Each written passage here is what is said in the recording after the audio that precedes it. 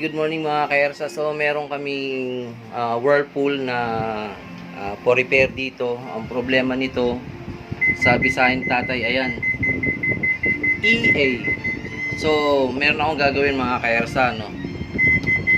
Ayan, EH naman siya. Ibig sabihin, walang nag-flow sa kanya sa inlet niyang tubig. Okay? So, ulitin ko. Okay, yan. Ayun. Okay mga kaersa, EA at i-check natin to, yung problema niya. Kailangan natin itong buksan mga kaersa. Ayan, balikan ko na lang po kayo. Okay? Thank you and God bless.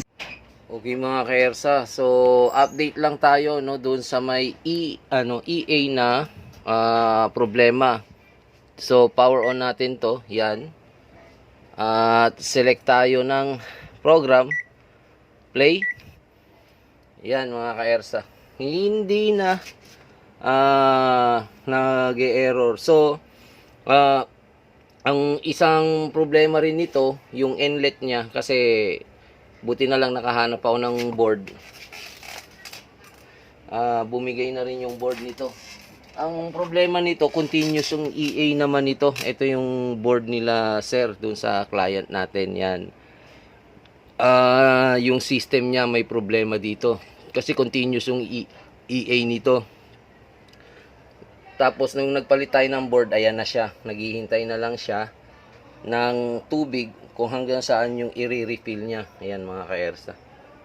So wala nang EA na problema. Ang kailangan na lang palitan ng water inlet, kasi yung mag-universal board sana kami nito, itong inlet na to umusok, dala na rin siguro ng kalumaan. Okay, yan lang ang update natin mga kaersa. So abangan natin bukas yung pagkakabit nito. Okay, thank you and God bless.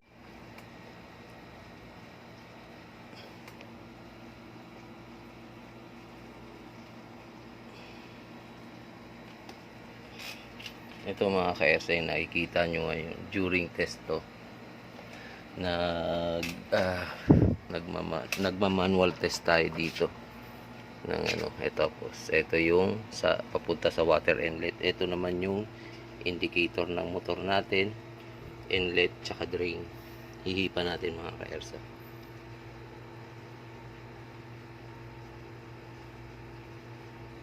Yan, nagwawash siya. Tumatakbo yung niya.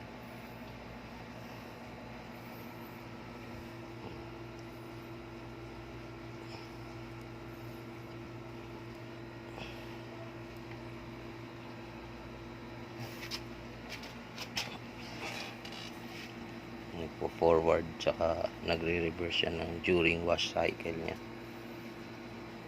Ito yung board niya. Naka-backlash pa yan dahil nag-repair tayo dito mga kaersa. Ayan. So observe na lang natin to.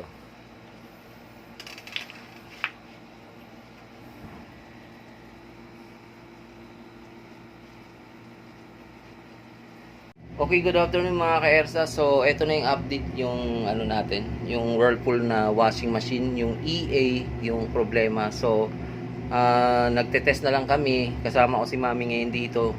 Actual na naglalaba kami mga kaersa. Yan, Whirlpool po siya ha, fully automatic na washing machine, hand inverter.